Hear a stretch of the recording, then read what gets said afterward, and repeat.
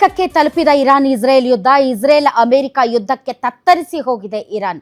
ಹಾಗಂತ ಇರಾನ್ ಏನು ಸುಮ್ಮನೆ ಕುಳಿತುಕೊಂಡಿಲ್ಲ. ಇರಾನ್ ಕೂಡ ಮಧ್ಯಪ್ರಾಚ್ಯದ ಹಲವಾರು ದೇಶಗಳ ಮೇಲೆ ದಾಳಿ ನಡೆಸ್ತಾ ಇದೆ. ಹಾಗೆ ನೋಡಿದ್ರೆ ಇಸ್ರೇಲ್ ಮತ್ತು ಅಮೆರಿಕಾದ ನಡುವಿನ ಒಂದು ಜಂಟಿ ಕಾರ್ಯಾಚರಣೆ ಇದು.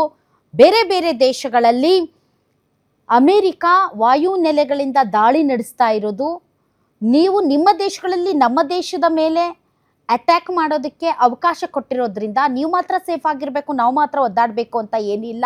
ನಾವು ನಾಗರಿಕರ ಮೇಲೆ ದಾಳಿ ಮಾಡೋದಿಲ್ಲ, ಆದರೆ ಅಲ್ಲಿರುವಂಥ US ಬೇಸ್ ಮೇಲೆ ನಾವು ದಾಳಿ ಮಾಡ್ತೀವಂತ ಇರಾನ್ ಹೇಳಿ ದಾಳಿ ನಡೆಸ್ತಾ ಇದೆ. ಮತ್ತೊಂದು ಕಡೆ ತಾವು ಈಗ ದೃಶ್ಯಗಳಲ್ಲಿ ನೋಡ್ತಾ ಇರುವಂಥದ್ದು ವೀಕ್ಷಕರೇ, ಏನು ಸುಮಾರು 165 ವಿದ್ಯಾರ್ಥಿನಿಗಳ ಅಂತಿಮ ಯಾತ್ರೆ ನಡೀತಾ ಇದೆ. ಆ ದೃಶ್ಯಗಳು 165 ಜನ ವಿದ್ಯಾರ್ಥಿಗಳು ಓದ್ತಾ ಇರುವಂತಹ ಶಾಲೆಯ ಮೇಲೆ ಇಸ್ರೇಲ್ ಅಟ್ಯಾಕ್ ಮಾಡಿತ್ತು. ಅದರಲ್ಲಿ 165 ಜನ ಹೆಣ್ಣುಮಕ್ಕಳು ಸಾವನ್ನಪ್ಪಿದ್ರು.